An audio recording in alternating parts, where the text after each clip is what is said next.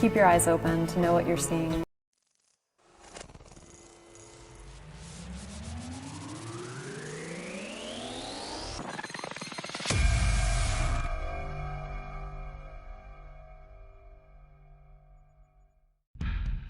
You came here because you were subpoenaed and had no choice. The defense attorney would never allow the client to take the stand, so that the prosecutor was going to have to build the case entirely without any kind of testimony from the accused perpetrator. This is not fun. I would not do this by choice. Congress created that specifically to take care of these young trafficking victims. Working with prosecutors and helping them understand.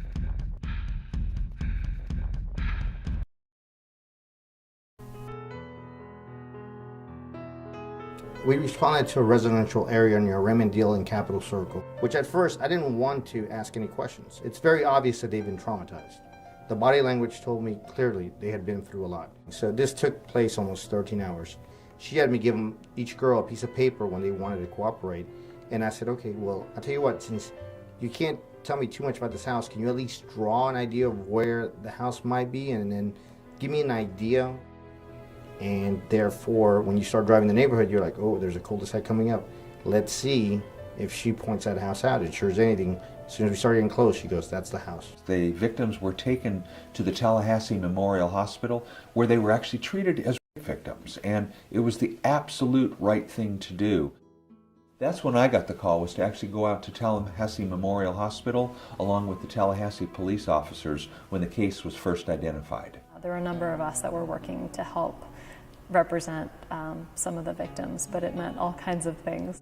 We decided that we were going to assist with the legal aspect of it, but at the same time, letting the clients know that we were here to assist on anything else that they needed, which at that point was to contact family members.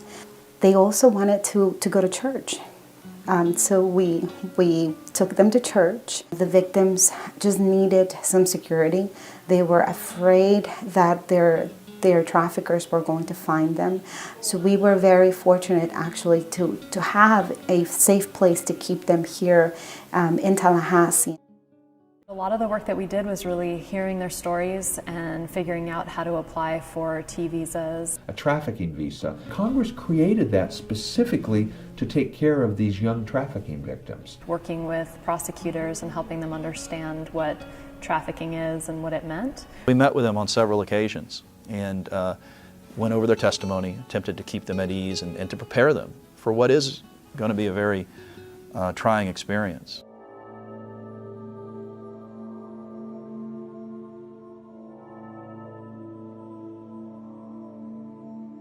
Mr. Melkor himself, we charged him with a conspiracy count, and it was actually an 8-count indictment is what he was charged with. He had a defense that yes, he was involved in prostitution, but had no knowledge about where the victims, the women, were coming from, why they were being held, or that they were being held, that they were having to pay back monies and you know, for the transportation and things of that nature. The defendant would never take the stand, and the defense attorney would never allow the client to take the stand, so that the prosecutor was going to have to build the case entirely without any kind of testimony from the accused perpetrator. I began with putting on the several witnesses that we had in the case. The young women came in on day 2 of the trial. In a criminal case, you have to have live testimony from the witnesses, and they had to do it in the courtroom with Melkor, Mr. Melkor, sitting there watching them. And again, that was just a lot of bravery shown on their part. And I think that, more than anything else, was the strength of this case.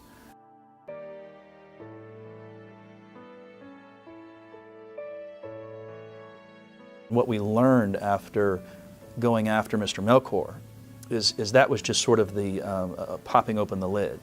There was a much larger organization that Melkor was just a piece of, or a lower member of. This was operating in half a dozen different cities, that it stretched up into Atlanta, that of course there were Texas and We think California connections. It was organized crime at its best. Eventually, Mr. Melchor decided to cooperate with the government, and he did before his sentencing, and provided information about Mr. Monsalve and the organization. The Monsalve organization, including Mr. Monsalve himself, pled guilty.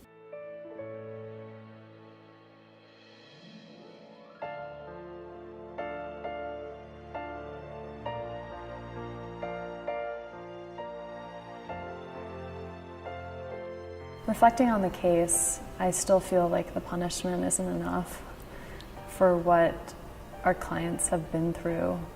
Rescue is not one moment in time, that the FBI or police may be able to rescue them from that brothel, and that's vitally important. But the idea being that, that's just the beginning of the real rescue that they actually have to ultimately experience. As a welcome, actually, to Tallahassee and an introduction, I guess, to American culture, the mom actually picked Golden Corral to take the kids that evening, and of course they had a good bit share of sugar. It tends to really stabilize both the mother and the child to be reunited. My concern is what we can do and how we can do it for them to actually overcome this horrible experience. So from the very beginning, give them the power. We continue even now, 8 years later, to do the victim care for those victims. So for this particular case, community involvement was a major, major part.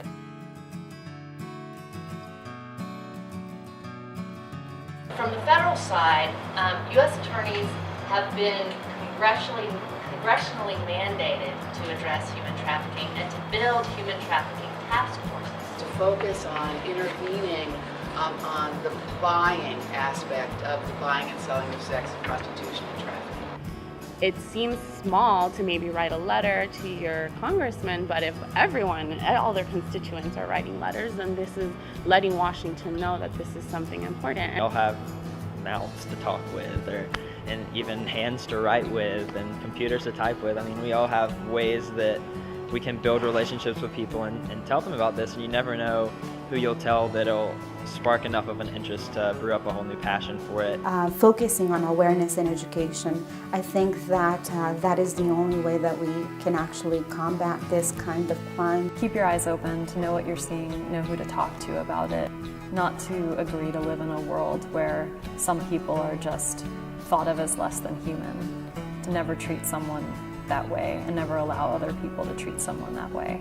I think the public most needs to understand what we learned here at the Human Rights Center is that you don't need to look to distant corners of the world for human rights violations, that they happen right here in our own backyard, right here in Florida, right here in Tallahassee, right here in the United States.